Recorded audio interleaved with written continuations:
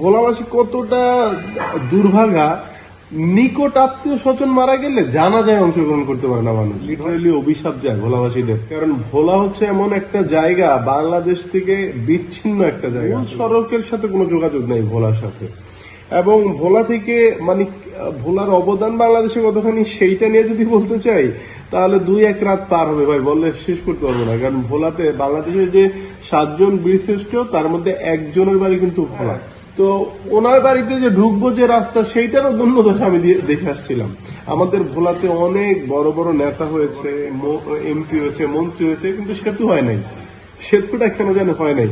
কোনো কারণে রাতে 8টা 9টা 10টার পরে যদি কেউ ভোলায় মারা যায়, ওই জানাজাটা যদি ফজরের পরে হয়, কারো পক্ষে সম্ভব না যায় জানাজাটা ধরবে ভোলায়। কারণ তাকে প্রথম যেতে হবে বাসে বরিশাল থেকে ফেরি পাড়ি দিতে হবে, ফেরি পাড়ি দিয়ে যে তারপরে ভোলা, আবার ভোলার ওই পাড়ে যেতে হবে। মানে এটা কোয়াইট ইম্পসিবল। আবার মানে এই যে দুঃখ যে নিকট আত্মীয়র জানাজায় অংশগ্রহণ করতে না পারে, কেন যাওয়ার ওয়ে নাই আসলে। কারণ রাত 10টার পরে লঞ্চ বন্ধ, কিছুদিন আগে তারা 8 পর্যন্ত ছিল, এখন রাত 10টা পর্যন্ত একটা লঞ্চ পাওয়া যায় আর কি। তো এই যে গল্পগুলো বলছি, রূপকথার মতো শোনা যাচ্ছে বা আরব রচনীর মতো শোনা যাচ্ছে, বাট এগুলো বাস্তবতা। এইটাই ঘটতেছে বাংলাদেশে 2026-এর দ্বার প্রান্তে, এবং প্রত্যেকটা ভোলাবাসীর সাথেই এই গল্প এবং এই ঘটনা। যেমন 2 জেনারেশন আগে যারা ধরেন যে জমিদার ছিল, 2 জেনারেশন পরে এসে তারা রাস্তার ফকির। এরকম অনেক পরিবার আছে, ইনক্লুডিং আমি ভোলার সন্তান। আমার পরিবার, আমার দাদা নানার বাড়ি যদি এখন বলি কোথায়, বলতে পারবো যে নাই, কারণ নদী ভেঙে ফেলছে।